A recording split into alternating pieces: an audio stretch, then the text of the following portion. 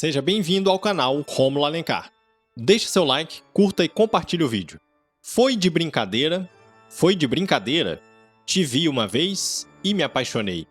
Te vi uma vez e me apaixonei.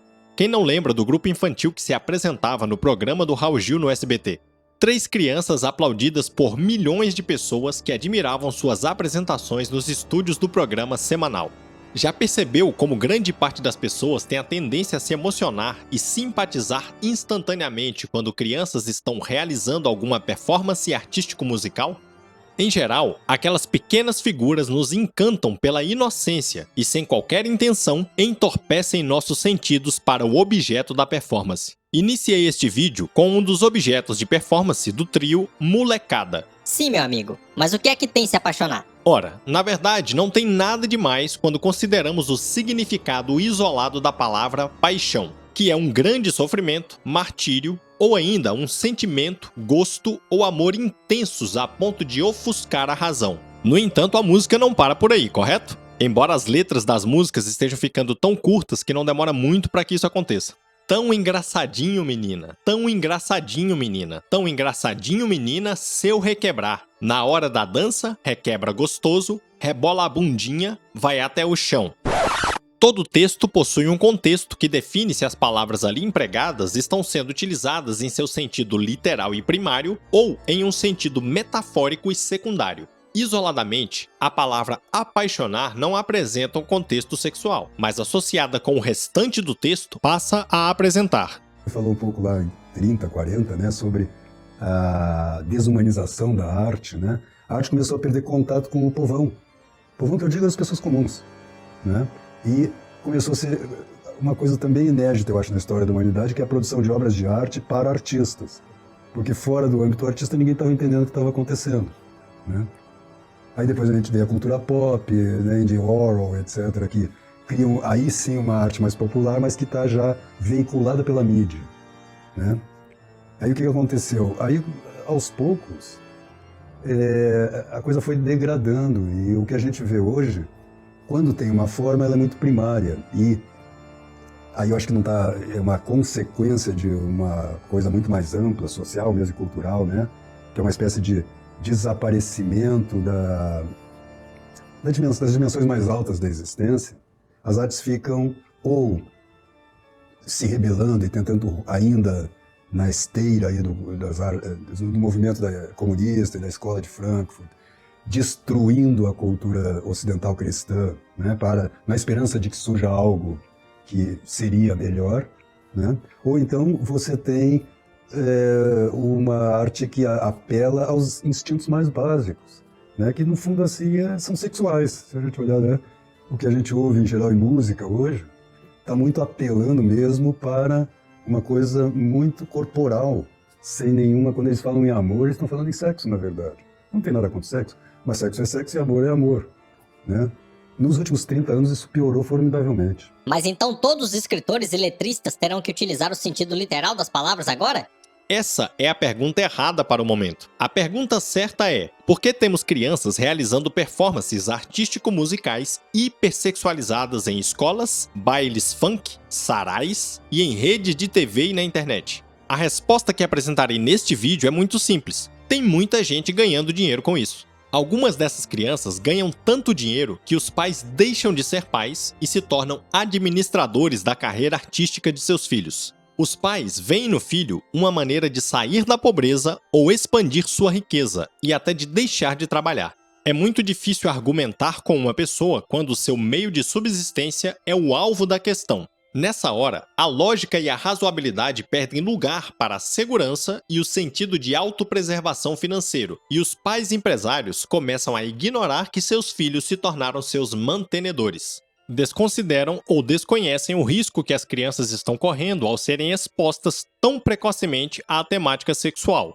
A segunda parte desta sociedade lucrativa é composta por alguns donos e apresentadores de TV e rádio, canais em redes sociais e promotores de eventos. É um negócio com retorno praticamente garantido, considerando que, como dito anteriormente, quando são crianças que estão realizando as performances artístico-musicais, a audiência tende a não observar os aspectos éticos e espirituais da questão e consomem a programação com regularidade, além de divulgarem os vídeos. Olha, fulana, que gracinha essa menininha de minissaia imitando a Madonna. Já tem mais de 100 milhões de visualizações e 300 mil likes. Podemos comparar esse anestesiamento da audiência e a indignação seletiva das emissoras de rádio e TV, verificando que jornalistas e seus clientes anunciam com ira que um garoto de 14 anos foi encontrado ajudando os pais nos serviços da fazenda ou do mercadinho da família. Mas se emocionam e aplaudem quando uma menina de 12 anos está na tela da TV fazendo coreografias que simulam atos sexuais e cantando músicas pornofônicas. Para o primeiro caso, comoção geral das emissoras com destruição da reputação dos pais e pronta cobrança de providências ao Ministério Público, varas da infância e conselhos tutelares, exigindo a aplicação de multas, perda da guarda e até prisão dos responsáveis. Para o segundo caso, entrevistas com os pais perguntando como está a trajetória vitoriosa do mini-astro, gravação de videoclipes sensuais e muito dinheiro no bolso. Mas veja como as crianças ficam felizes quando estão no palco. Primeiro, precisamos diferenciar a ideia de felicidade e alegria da ideia de euforia. Segundo o dicionário Oxford, a euforia é o estado caracterizado por alegria, despreocupação, otimismo e bem-estar físico, mas que não corresponde nem às condições de vida, nem ao estado físico objetivo. Algumas dessas crianças são realmente talentosas e sentem alegria ao realizar atividades em que esses dons são utilizados e aprimorados. Porém, outras estão em estado de euforia, demonstrando uma alegria cênica que não corresponde às suas realidades. Uma alegria ensaiada nos bastidores, para que sua tristeza e estresse não apareçam nas câmeras. Segundo, por que essas crianças não podem desenvolver seus talentos e realizar suas apresentações utilizando material artístico de alto padrão cultural e adequados para suas idades, como o fazem as crianças de famílias multibilionárias como os Rockefeller? Mas é curioso que você fala dessa expressão do Ortega y Gasset, a arte que foi desumanizada, ou seja, foi afastada do homem comum. Hoje em dia, qualquer pessoa tem um smartphone e está ouvindo uma música e essa música não é aquela arte da qual fomos alijados, né? Não, Pois é. é uma outra coisa aí que apareceu. Quem que ganha com isso? Os- O estado da arte atual. os- A arte consumida pela população. Olha, os poderosos, as grandes fortunas, esse pessoal que está querendo forjar um novo mundo aí, essa nova ordem mundial que é uma novíssima ordem, não é mais a nova ordem mundial que se pensava, né? É uma outra coisa. Mas acho que são as pessoas, porque se você pegue, por exemplo, a formação de um filho do Rockefeller, é arte tradicional.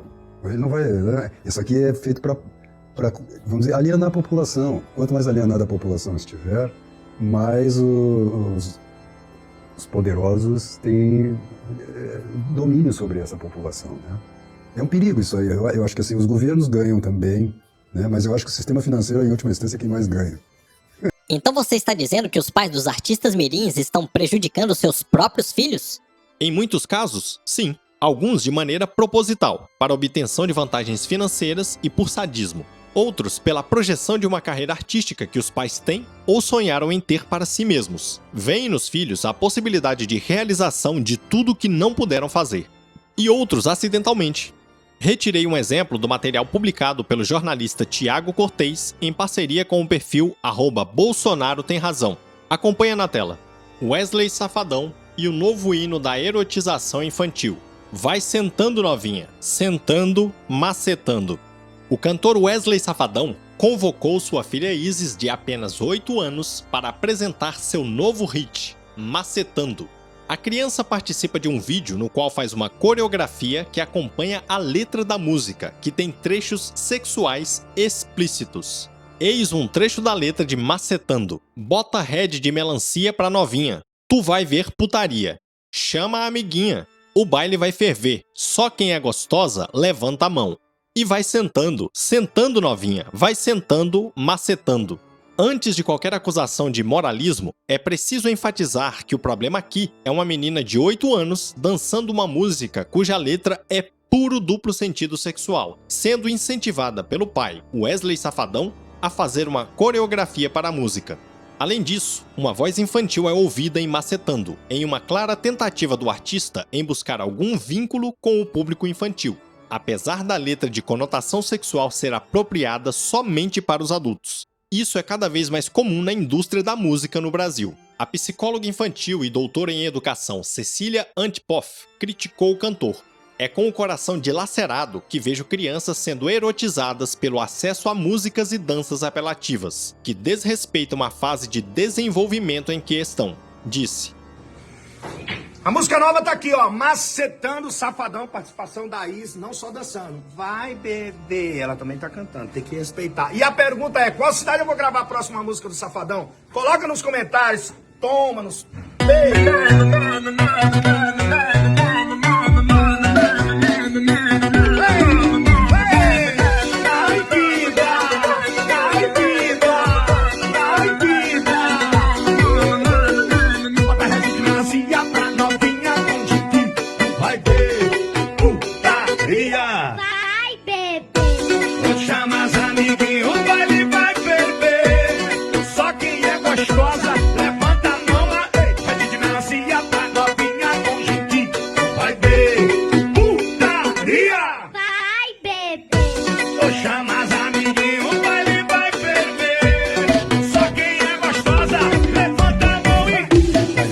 A criança do vídeo demonstra estar feliz dançando e cantando?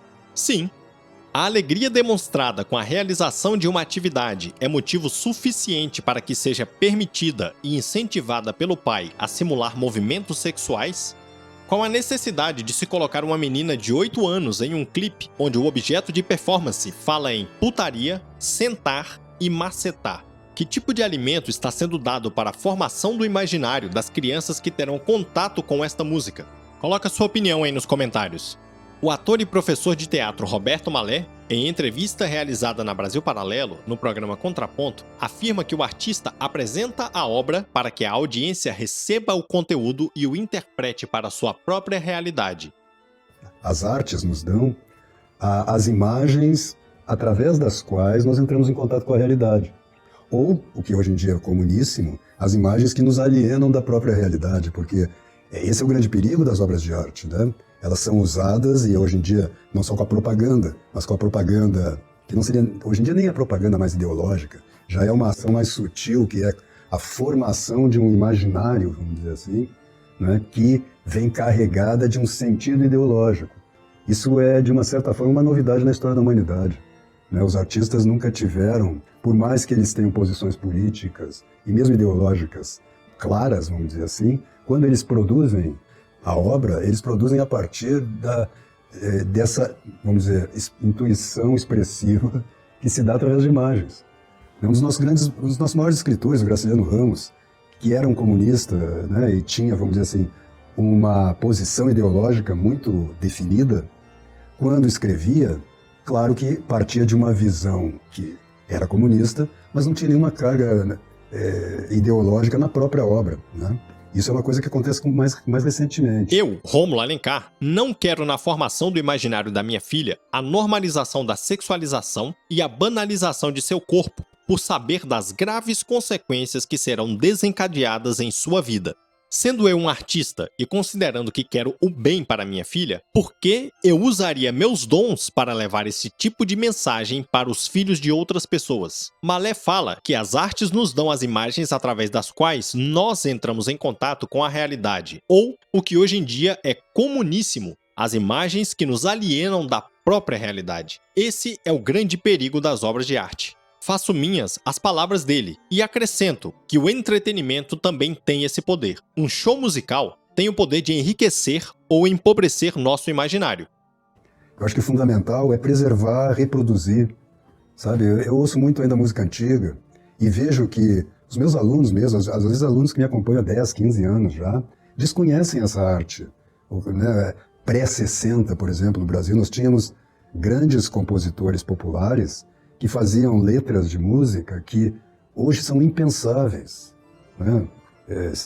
Ataúfo Alves, enfim, Noel Rosa. Era uma arte popular, sim, tocava na mídia, mas ao mesmo tempo estava formando o povo, tinha um vocabulário, né? Tu és estátua majestosa do amor, é um poema que hoje os poetas em geral não chegam nesse nível, né? Então eu acho que tem que ter exige muito sacrifício também. Hoje em dia, vamos dizer, pela quantidade de eventos artísticos e de consumo de arte, né? No cinema está acontecendo a mesma coisa, né? Você tem uma produção enorme de obras de arte, mas de qualidade é o que? 5%, 3%, né? Acrescento ainda que o entretenimento está em um período de hiperrealismo retroalimentado pela audiência. Eu não entendi esse final. Explicarei melhor. As pessoas utilizam como argumento favorável à pornofonia a própria exposição das crianças à música pornofônica. Dizem, Eu não posso evitar que meus filhos ouçam esse tipo de música. ou, As crianças de hoje em dia sabem de tudo isso aí. é como se alguém dissesse, eu dou cocaína pra ele porque ele já tá viciado mesmo. A imperfeição do mundo não pode ser utilizada como muleta para não buscarmos nosso aperfeiçoamento moral. E a arte é um grande instrumento para o crescimento ou declínio da moral de uma nação. O que você quer então é que as pessoas só ouçam música clássica?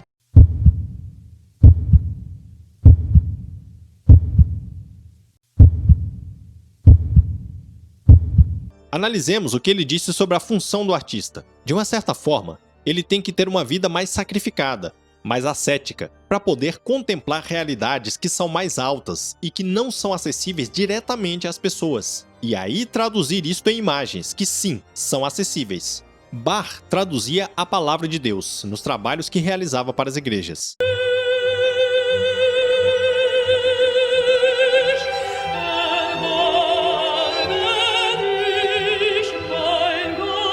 Schubert traduzia os dramas humanos ao musicalizar os poemas de William Müller.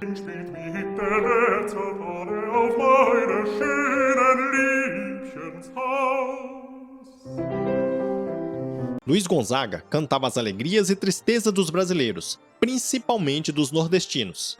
Quando olhei a terra arder, com fogueira de São João. Ao cantar Macetando, qual tipo de realidade Wesley Safadão está traduzindo para sua filha e demais crianças que terão acesso ao entretenimento que produz? Considerando todos estes argumentos, somados aos do primeiro vídeo desta série, disponível aqui no canal, acredito que você já esteja convencido dos males da pornofonia. Mas ainda falta o principal destes males: o imenso mal que uma música como Macetando faz para a alma humana. Já parou para pensar na degradação espiritual que essas músicas trazem para a alma? Deus criou todos os seres vivos e deu a cada um características específicas. Sua principal criação foi o homem. Somos a imagem e semelhança de Deus. Os demais seres também compartilham de algumas características divinas, como os sentidos físicos. Porém, os seres humanos compartilham características que ultrapassam as sensações físicas. Deus nos criou para que tivéssemos parte dele em nós e para que formássemos a unidade de sua igreja. Sendo criaturas, somos imperfeitos, mas somos criaturas especiais aos olhos de Deus. Por isso, mesmo compartilhando características gerais com as demais criaturas, não podemos viver como elas vivem. Nós temos a razão, a consciência e o Espírito Santo para nos ajudar a desenvolver a alma e seu templo, que é o corpo. As demais criaturas não têm esta necessidade e por isso podem viver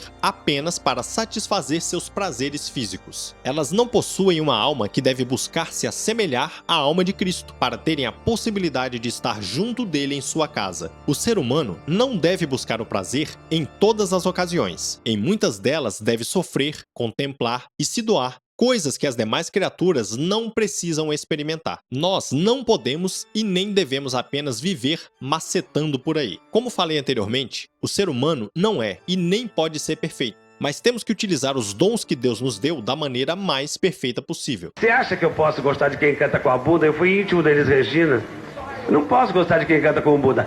Olha, esse fica assim cantar. Meu amorzinho, por favor. Ah, mas a Elis Regina não era nenhum exemplo de vida a ser seguido, meu amigo. Concordo, mas novamente o foco da questão está errado dentro deste contexto. Exemplo de vida a ser seguido é o do próprio Cristo e dos santos que o imitavam o máximo possível. Elis Regina, como vários outros artistas, não é exemplo de vida a ser seguido, mas naquilo em que se propunha a fazer musicalmente, não apresentava a pornofonia como centro de seu trabalho, assim como já citado Luiz Gonzaga também. E o cantor Wesley também pode escolher mudar sua carreira e cantar músicas que ajudarão no crescimento da alma humana e da construção construção de um imaginário saudável. Este vídeo não tem o intuito de cancelar o cantor ou dizer que as pessoas que estão mostrando seu erro são perfeitas. Tenho por objetivo apenas que as crianças parem de ser alvo desta agenda perversa de hipersexualização. Entrem nas redes sociais e peçam respeitosamente aos artistas, empresários e governantes que estão utilizando as crianças para promover suas agendas ideológicas ou financeiras que pensem nas consequências de seus atos e parem imediatamente com este assédio sexual pornofônico.